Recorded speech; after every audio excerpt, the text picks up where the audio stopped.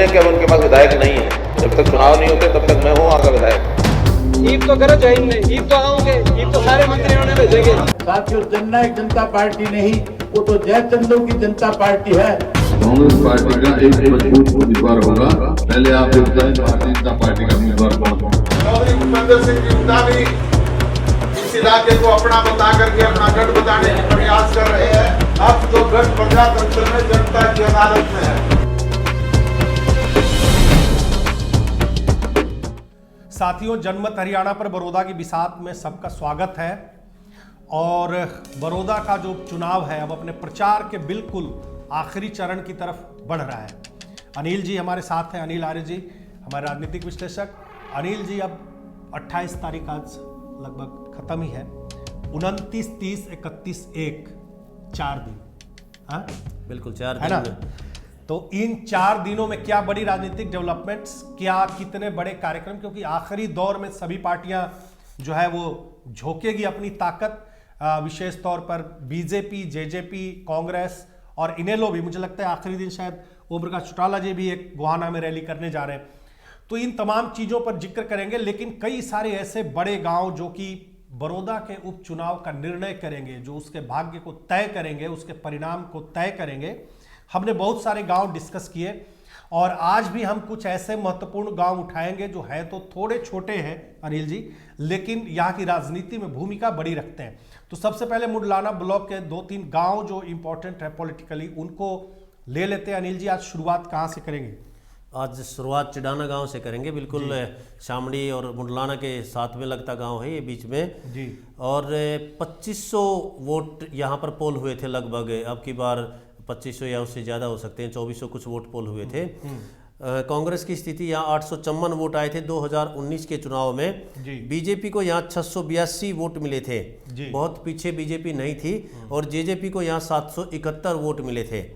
अगर जैसे गठबंधन के लिहाज से अगर पिछले 2019 के नतीजों को हम गठबंधन के नज़रिए से देखें तो यहाँ 1453 वोट बनते हैं। और मेन रोड का गांव है, जो मुख्य सड़क या मुख्य रेलवे लाइन के जो गांव होते हैं वो दूसरे जो इंटीरियर के गांव होते हैं पांडे जी, उनसे थोड़े से उन्नत होते हैं और उनका जो वोटिंग पैटर्न होता है वो थोड़ा सा एडवांस होता है। अच्छा। उनकी लिबरल कहा जाता है उन गाँव को। मैंने खुद भी महसूस किया है हरियाणा में काम करते हुए।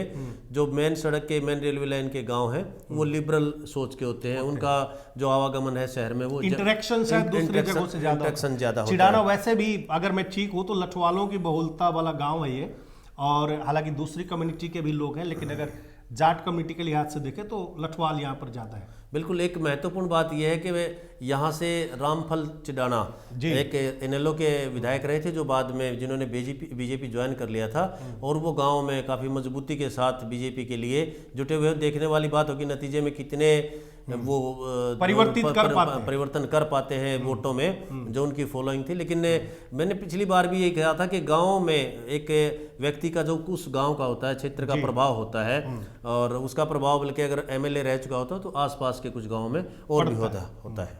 दूसरा गांव ले लेते हैं महमूदपुर। हालांकि वो भी इसी ब्लॉक का गांव है, थोड़ा छोटा है। और यहाँ पर एक चीज़ जो मुझे ध्यान है कि अगर मैं जाट कम्युनिटी के हिसाब से देखूँ तो कई गोत्र के यहाँ पर लोग हैं महमूदपुर में, साथ में एससी वोटर भी काफ़ी हैं। और आपको याद होगा जब शुरुआत हुई तो दिग्विजय ने कई प्रोग्राम यहाँ पर एससी कम्युनिटी में किए थे। तो कितनी इंपॉर्टेंस है महमूदपुर की इस पूरे चुनाव में रहेगी? ये बड़ा गाँव है, 3500 वोटों का गाँव है। 3500 वोट यहाँ पोल होते हैं। कांग्रेस को यहाँ 2019 में 1100 वोट मिले थे, बीजेपी को 950 वोट मिले थे, यानी लगभग 250 वोटों से वो पीछे थे। और जेजेपी को 814 वोट मिले थे। दोनों के अगर गठबंधन के हम वोट को जोड़े तो 1762 वोट मिले थे। और एक इम्पोर्टेंट बात यहाँ पांडे जी है कि इनेलो को भी लास्ट टाइम यहाँ से इस गांव से खूब अच्छे वोट मिले थे, लगभग 280 यानी 300 के आसपास वोट मिले थे। शायद कैंडिडेट के गांव को अगर हम छोड़ दें तो सबसे ज़्यादा वोट इस गांव से मिले थे उनके। और तीसरा इंपॉर्टेंट गांव ले लेते हैं, वो है बिचपड़ी। बिचपड़ी में बहुत सारे नेताओं ने प्रोग्राम भी किया है और अपेक्षाकृत ये भी लगभग महमूदपुर जितने ही साइज का गाँव है। हाँ, 3200 वोट हैं इसमें। और कांग्रेस, ये एक बड़ी चौंकाने वाली बात है कि ये इस गाँव में ज़्यादा जोर जो आप बताया हो 2019 के नतीजे या जो उनकी कास्ट की डेमोग्राफी है वो रीजन है। यहाँ पे 2019 के चुनाव में भी बीजेपी ने जीत दर्ज की थी बिचपड़ी में। 3200 वोट टोटल है। कांग्रेस को यहाँ 926 वोट मिले थे जी। बीजेपी को यहाँ 1178 वोट मिले हैं लगभग। प्रत्याशी भी यही था लगभग 250 वोट जो है बीजेपी ने यहाँ जीत दर्ज किए 2019 में। ठीक है। जेजेपी को भी यहाँ खूब अच्छे 887 वोट मिले हैं। यानी गठबंधन बीजेपी और जेजेपी अगर यहाँ 2019 के नतीजे दोहराने में कामयाब होते हैं और गठबंधन की vote as it is transfer होती है तो यहाँ लगभग 2065 वोट यानी 2100 के आसपास वोट बनते हैं दोनों के। यानी गठबंधन अगर मजबूती से लड़ता है तो इस गांव में बीजेपी अच्छा प्रदर्शन कर सकती है। चुनौती एक बार फिर वही रहेगी कि 2019 को दोहराना है इनके गठबंधन के सामने, और कांग्रेस के सामने रहेगी जो मुंडलाना ब्लॉक में वो चाहती है ज्यादा से ज्यादा वोट बढ़ाना है। इस गांव का पांडे जी एक गोत्र फैक्टर है इसमें। जो योगेश्वर दत्त हैं उनके बड़े अच्छे मित्र है बजरंग पुनिया। हाँ, और यहाँ पुनिया गोत्र की 700-750 के आसपास वोट है। अच्छा। ये एक पिछली बार भी बड़ा फैक्टर था यहाँ पे और अब की बार भी बजरंग पुनिया यहाँ खुद आके गए हैं। उन्होंने योगेश्वर के पक्ष में भी प्रचार किया है तो फर्क पड़ता है। वो भी एक असर रहेगा। सेलिब्रिटी पहलवान है। आपने रामफल चिढ़ाना का जिक्र किया। 2005 में मुझे ध्यान है वो बने थे एमएलए और इनेलो की टिकट पे बने थे। उस समय तक हल्का रिजर्व था। एक इस पे एक प्रकाश डालिए कि जब मुंडलाना ब्लॉक से कभी भी टिकट आई तो वो पूरा एरिया इकट्ठा हो जाता है, और यही उस समय भी माना गया था कि जब इनेलो की 9 आई थी उसमें से भी रामफल चिढ़ाना जीते थे। उसकी एक बड़ी वजह ये थी कि मुंडलाना के लोग अपने की चौधर हमारे एरिया में आ रही है। इस बार ये हो रहा है कि गोहाना ब्लॉक से टिकट गई है बीजेपी की और कांग्रेस ने चुना कथूरा ब्लॉक को, यानी कि नरवालों को। ये ब्लॉक खाली है प्रत्याशी के लिहाज से, तो किस तरह का बंटवारा मिलेगा यहाँ पे देखने को? पंडित जी मैं तो शुरुआत से यही कह रहा हूँ कि जीत और हार का जो फैसला तय करेगा वो यही ब्लॉक तय करेगा। मुंडलाना ब्लॉक, जो मुंडलाना ब्लॉक में अच्छी वोट लेके आएगा और अपने ब्लॉकों में से बढ़त लेके आएगा वही प्रत्याशी इसमें जीत दर्ज करेगा। और या तो मुकाबला काफ़ी टाइट होगा या बड़ा मार्जिन की भी जीत यहाँ से हो सकती है। अभी आज भी हम गांव में जाके आए थे, लेकिन अभी गांव के लोगों ने डिसाइड नहीं किया है। अच्छा। जो बोल रही है वोट, हाँ वो बोल रही है, लेकिन जो फ्लो जो शांत वोटर है वो भी फ्लोटिंग जो वोट है वो अब भी शांत है और शायद 1-2 दिन में उसका डिसीजन हो जाएगा। 30-31 को इलेक्शन जो है बहुत पीक पर जाएगा क्योंकि उस समय लोग आखिरी मन बनाएंगे। बिल्कुल। अच्छा, एक और महत्वपूर्ण बात कि भूपेंद्र हुड्डा और दीपेंद्र हुड्डा पिछले 2-3 दिनों से एक बात पर बहुत जोर दे रहे हैं कि सीएम डिप्टी सीएम नहीं आ रहे हैं। क्यों नहीं आ रहे हैं? उनको इंतजार शायद ज़्यादा है, लेकिन मुख्यमंत्री के जो कार्यक्रम पहले से तय थे अनिल जी, उसके हिसाब से मुख्यमंत्री 29 को कथूरा से अपने कार्यक्रम की शुरुआत करेंगे और 5 गांव करेंगे। बुटाना में एक बड़ी रैली करने की उनकी कोशिश है और बुटाना में उन्होंने सोमवीर सांगवान की ड्यूटी वहाँ पे लगा रखी है और डॉक्टर केसी बांगड़ भी उस एरिया में सक्रिय है जो जेजेपी के बड़े नेता है। और बुटाना में जो यूनिवर्सिटी इफेक्ट है, ये सारी चीज़ें जो 5 जो कल गाँव में मुख्यमंत्री का जनसंपर्क अभियान है, कितना एक बड़ा असर आप देखते हैं। मुख्यमंत्री आचार संहिता लगने के बाद एक बार आए थे तो सिर्फ उन्होंने प्रेस कॉन्फ्रेंस की थी गोहाना में, तो बड़ौदा हल्के में कल 5 गाँव को वो कवर करेंगे। पांडे जी बड़ौदा इलेक्शन के अंदर अगर हम कांग्रेस के नज़रिए से देखें तो स्टार प्रचारक जो है दीपेंद्र हुड्डा और भूपेंद्र हुड्डा ही हैं जी, और वो शुरू से ही लगातार कैंपेनिंग कर रहे हैं। दीपेंद्र हुड्डा तो काफ़ी टाइम लगभग उनके जो प्रोग्राम्स का डिफरेंस है कोरोना की वजह से थोड़ा डिस्टर्ब हो गए थे, जो अब कैंपेन के दौरान उनका जो ड्यूरेशन है वो मैं कल उनके प्रोग्राम देख रहा था, एक गांव में उनका 2-2 घंटे का है, 1.5 या 2 घंटे वो अमूमन एक गांव में लगा रहे हैं। जबकि भूपेंद्र सिंह हुड्डा जो है वो केवल 1-1 घंटे के ड्यूरेशन पर उनका टाइम दिया गया था उसके शेड्यूल में, तो वो टाइम, तो इसका मतलब ये है कि भूपेंद्र हुड्डा काफ़ी ज़्यादा से ज़्यादा गाँव को लगातार कवर करते जा रहे हैं और दीपेंद्र हुड्डा वहाँ पर समय लगा रहे हैं लोगों के बीच में। ये जनरेशन ट्रांसफर के तौर पर देखा जाए इसको, बिल्कुल, अगर टिकट देखें, यहाँ जो चुनाव है, कैंडिडेट्स जो है कांग्रेस का कमज़ोर माना जाता है, कहा जाता है, और उन्होंने खुद भी कहा है अपने इंटरव्यू में कि भाई मुझे लल्लू पंजो कैंडिडेट मत समझना, मैं भूपेंद्र सिंह हुड्डा का कैंडिडेट हूँ। तो उन्होंने किसी कांग्रेस का भी नाम नहीं लिया था, इंदु नरवाल जी ने। और शैलजा जी भी इस बात से नाराज़ हुई, बताती हैं कि टोटल क्रेडिट ही उनको दिया है। और वो क्या करे, मजबूरी है उसकी। और जो जैसे आपने सवाल जो किया था वो मुख्यमंत्री की रिगार्डिंग किया था। किसी भी प्रदेश के मुख्यमंत्री के आने से अभी तक तो एक तरफा प्रचार है, बड़े जो स्टार प्रचारक हैं वो पूर्व मुख्यमंत्री भूपेंद्र सिंह हुड्डा और सांसद अब राज्यसभा के मेंबर दीपेंद्र सिंह हुड्डा हैं। तो कोई बड़ा नेता बीजेपी की तरफ से, हालांकि धनखड़ जी आ चुके हैं, दैक्सिल जी, लेकिन सरकार की तरफ से अभी मंत्रियों के हाथ में कमान है। कल सीएम साहब आएंगे, उससे अगले दिन डिप्टी सीएम आएंगे, और उससे अगले दिन दोनों इकट्ठे रहेंगे, ज्वाइंट कैंपेन रहेंगे। और मुझे लगता है कि वो जितने भी भूपेंद्र सिंह हुड्डा ने सवाल उठाए हैं, जिस तरह की भी वो कहते हैं कि भाई बड़ौदा जो है राज में हिस्सेदारी नहीं करता है और वो राज बनाता है, मतलब वो बड़ौदा को अपने साथ जोड़ रहे हैं। अच्छा मौका है सीएम साहब के पास कि वो जवाब दें भूपेंद्र हुड्डा के हर एक जो उन्होंने सवाल खड़े किए हैं, या जो उनका कैंपेनिंग की स्ट्रेटजी रही है, उस स्ट्रेटजी का तोड़ इन कल 4 गांव में रखें। और मुझे लगता है जब मुख्यमंत्री आएंगे तो मीडिया कवरेज भी होगा उनका खूब अच्छा। अभी तक टोटल जो मीडिया कवरेज है, या जो बोलती हुई वोट है, जो छाती ठोक के कहती है कि हम फला आदमी को वोट देंगे, वो भूपेंद्र सिंह हुड्डा, उसका माइलेज उनको है। लेकिन तो ये जिस नैरेटिव को बीजेपी आगे बढ़ा रही है कि हवा बदल रही है, देखिए अगले 4 दिनों में होता है क्या। जो मेरा मूल सवाल ये था कि कथूरा से लेकर के बुटाना तक, और ये एक तरीके से 5 प्रोग्राम में वो कवर करने की कोशिश करेंगे मुडलाना और कथूरा ब्लॉक को, तो उस स्थिति में इस नैरेटिव को कुछ हवा मिलेगी क्या पॉजिटिव? बिल्कुल मिलेगी। आप मुख्यमंत्री जी की स्ट्रेटजी देखिए कि उन्होंने जो पहला गांव चुना है वो बिल्कुल कांग्रेस के जो प्रत्याशी हैं उनके गढ़ से उन्होंने शुरुआत की है, और सारा जो जिनकी टिकट काटी है उनका घर है। हाँ, उनको बड़ी पुरानी मित्रता रही है उनकी इकट्ठे। डॉक्टर कपूर काफी लंबे टाइम तक 2019 के चुनाव से पहले उन्होंने बीजेपी ज्वाइन किया था, लगभग 1 साल तक वो बीजेपी में रहे हैं। तो उनके गांव से शुरुआत होगी, और हर एक बात जो मुद्दा उठाया है उसका जवाब जब देंगे तो नैरेटिव चेंज होता है। लोगों के बीच में अब तक केवल एक ही बात थी, दूसरी जवाब जो सीएम साहब की तरफ से आएगा। एक मुख्यमंत्री के पास पावर्स बहुत होती हैं, अगर वहाँ कोई काम की बात है या कोई पर्सनल इंटरेक्शन की बात होती है, उससे बहुत फर्क पड़ता है। तो ये कल बुटाना तक नजर रहेगी सभी।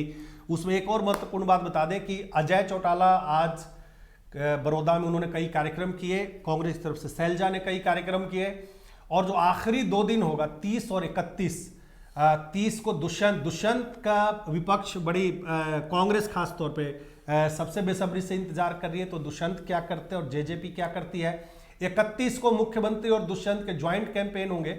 एक फाइनल कमेंट आपसे लेना चाहूंगा अनिल जी, भैंसवाल कला जो गांव है, जो जहां से योगेश्वर दत्त बिलोंग करते हैं, और बीजेपी को मलिकों से बहुत उम्मीदें हैं इस चुनाव में, उस स्थिति में आखिरी रैली भैंसवाल में गठबंधन करेगा, और योगेश्वर के लिए जाहिर सी बात है झोली फैलाकर वोट मांगे जाएंगे। उसके बाद एक तरीके से अगले 1 तारीख को हुड्डा जी कह रहे हैं कि हम कई बड़े खुलासे करेंगे, हो सकता है कुछ ज्वाइनिंग भी कराएं।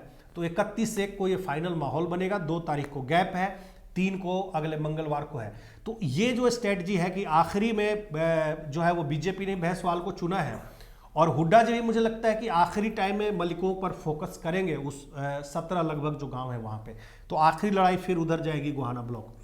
बिल्कुल, हुड्डा साहब वहाँ प्रोग्राम कर चुके हैं भैंसवाल गांव में, और दोबारा भी जा सकते हैं। लेकिन आप कल का देखिए, उन्होंने मुख्यमंत्री जी ने शुरुआत कथूरा से की है, और मुख्य जो रैली है वो बुटाना गांव है। हाँ। वो बहारा का नेतृत्व करता है। ये गांव बड़ा गांव है, और आसपास के गांव में इस गांव का प्रभाव है। और इसी तरह भैंसवाल जो गांव है, मुझे लगता है कि बीजेपी की स्ट्रेटजी रही है कि भूपेंद्र सिंह हुड्डा को, कांग्रेस को जितना प्रचार करना है, जितना सब कुछ करना है, उसको कर लेने दो, क्वेश्चन इकट्ठे कर लो, लास्ट में जवाब देंगे। और लास्ट में जैसे उन्होंने कहा, ठीक है, उनके पास कांग्रेस के पास 2-3 चीजें, 2-3 बड़े नेताओं की ज्वाइनिंग हो सकती है, लेकिन मुझे लगता है कांग्रेस से ज्यादा कोई बड़ा धमाका बीजेपी कर सकती है। अच्छा, आखिरी दौर में सरकार है, प्रशासन है, इतनी सारी चीजें हैं जिनका इस्तेमाल जो है प्रत्यक्ष रूप से तो नहीं लेकिन परोक्ष रूप से हो सकता है, करते रहते हैं। और कैंडिडेट्स के ऊपर खासकर मुझे लगता है कि बीजेपी जो है वो कांग्रेस के कैंडिडेट पर ही फोकस रखेगी। कैंडिडेट ही कमजोर कड़ी है, उस पर अगर फोकस करती है, अगर कोई बड़ा खुलासा कैंडिडेट को लेकर हो जाए तो कुछ भी हो सकता है। बीजेपी के अब तो निष्कर्ष की बात करें अनिल जी, बीजेपी का सारा कैंपेन इस बात पे लग रहा है, जो मुझे मुख्यमंत्री ने हिसार में भी जब कहा, इस पर डिपेंडेंट है कि 4 वर्ष सत्ता में हिस्सेदारी या फिर विपक्ष की सरदारी। ये मुझे लगता है ये कैंपेन लेकर चलना चाहेगी बीजेपी और इसी लाइन पे वो चल रहे हैं। और हुड्डा साहब जो है वो लगातार कह रहे हैं कि बड़ौदा मेरा घर है, बड़ौदा मेरी दूसरी आंख है, बड़ौदा से अगर तुमने हमें हरा दिया तो मैं न दिल्ली लायक रह जाऊंगा न चंडीगढ़ लायक रह जाऊंगा। तो इस आधार पे वो वोट मांग रहे हैं और वो कह रहे हैं बड़ौदा वालों को कि 4 साल बाद ही सही कोशिश ये करो कि मुख्यमंत्री मुझे बनाओ। शायद मुझे लगता है यही फर्क है। मैं आखिरी कमेंट चाहूंगा आपका। बिल्कुल, जो हुड्डा साहब का कैंपेन रहा है उसमें यही रहा है कि ये चुनाव जो है बहुत चेंज लेके आएगा हरियाणा की पॉलिटिक्स में, लेकिन मुझे ऐसा लगता नहीं है कि हरियाणा की पॉलिटिक्स में इस चुनाव से कोई फर्क नहीं पड़ता। सबसे बड़ी बात यह कि यहाँ ऑलरेडी कांग्रेस का ही विधायक था। अगर कांग्रेस यहाँ से विन होती है तो रिटेन करते हैं, कोई बहुत फर्क पड़ने वाला नहीं है। अगर बीजेपी यहाँ से जीतती है और इनेलो यहाँ अच्छी वोट लेकर जाती है तो राजनीति में कुछ बदलाव की बात यहाँ हो सकती है। जब तक केंद्र में मोदी जी की सरकार है, यहाँ भी सरकार है, तो मुझे लगता है सरकार कोई ऐसा जैसा दावा है, अस्थिरता वाली कोई ऐसी बात नजर नहीं आती। तो बॉटम लाइन ये है, निष्कर्ष ये है कि जैसा कि मैंने बताया कि इन दोनों पार्टियों का मेन नैरेटिव ये रहने वाला है। इनेलो क्या कुछ करती है, चौटाला जी के बारे में भी जरूर बात कर लेनी चाहिए आखिर में कुछ शब्दों में। चौटाला जी की तरफ से आज निमंत्रण आ रहा है, वो शायद गोहाना में एक आखिर में एक वो रैली करेंगे 31 को या 1 को। बिल्कुल, उन्होंने कल पंचायत भी की थी जिसमें मलिक खाप के कुछ लोग इकट्ठे हुए बताए जाते हैं और उन्होंने मलिक अकेले कैंडिडेट हैं, प्रत्याशी हैं, उनको जोगेंद्र मलिक और उनको समर्थन दिया है। कुछ लोग यूपी से भी खाप के आए हुए थे, कुछ और बाहर के डिस्ट्रिक्टों से भी बुलाए हुए थे और उन्होंने कहा कि आपके पास एक मौका है, सबसे बड़ा जो है खाप है या आपकी गोत्र है और आप जोगेंद्र की मदद कीजिए। और मुझे पूरा यकीन है कि पिछली बार से तो बहुत अच्छा प्रदर्शन यहाँ इनेलो करने जाएगी। और उसमें एक बात जोड़ना चाहूँगा कि अभय सिंह ने एक बात यहाँ प्रूव की है कि वो फ्यूचर में उनका लीडरशिप है, किसान उनके ऊपर भरोसा कर सकते हैं। ये एक बड़ी बात है, जो भी है वही है इनेलो के। बिल्कुल, ये बात उन्होंने साबित कर दिया। चलिए तो साथियों, अब आखिरी 4 दिन रह गए चुनाव प्रचार के, 29, 30, 31, 1। और इन 4 दिनों में अब आपको विविध रंग और दिखेंगे क्योंकि सभी पार्टियां जोर लगा रही है। और मुख्यमंत्री के उतरने के बाद जो सिनेरियो बनेगा, दुष्यंत आएंगे तो जो सिनेरियो बनेगा, और 1 तारीख को चौटाला जी और भूपिंदर सिंह हुड्डा जो भी कार्यक्रम करेंगे, तमाम बड़ौदा की जनता मन अपना धीरे धीरे पक्का कर रही है किसको वोट देना है, किस तरफ चलना है, कहाँ जाना है। तो हम वो सारे विविध रंग लेकर के आपके सामने आते रहेंगे इस बड़ौदा की बिसात की चर्चा में अनिल आर्य जी के साथ। और आप अपनी जो राजनीतिक सोच है, जो आपकी राजनीतिक परख है, उसके बारे में हमें बताते रहिए और कमेंट्स करते रहिए। देखते रहिए जनमत हरियाणा। नमस्कार। वाले ना समझे कि अब उनके पास विधायक नहीं है। जब तक चुनाव नहीं होते तब तक मैं हूँ आगे विधायक। ईद तो करो जय हिंद, ईद तो आओगे, ईद तो सारे मंत्रियों ने भेजेंगे। साथियों, जननायक जनता पार्टी नहीं, वो तो जयचंदों की जनता पार्टी है। कांग्रेस पार्टी का एक मजबूत उम्मीदवार होगा। पहले आप ये बताएं भारतीय जनता पार्टी का उम्मीदवार कौन है? चौधरी भूपेंद्र सिंह की हुड्डा भी इस इलाके को अपना बता करके अपना गढ़ बताने का प्रयास कर रहे हैं। अब तो गढ़ प्रजातंत्र में जनता की अदालत में है।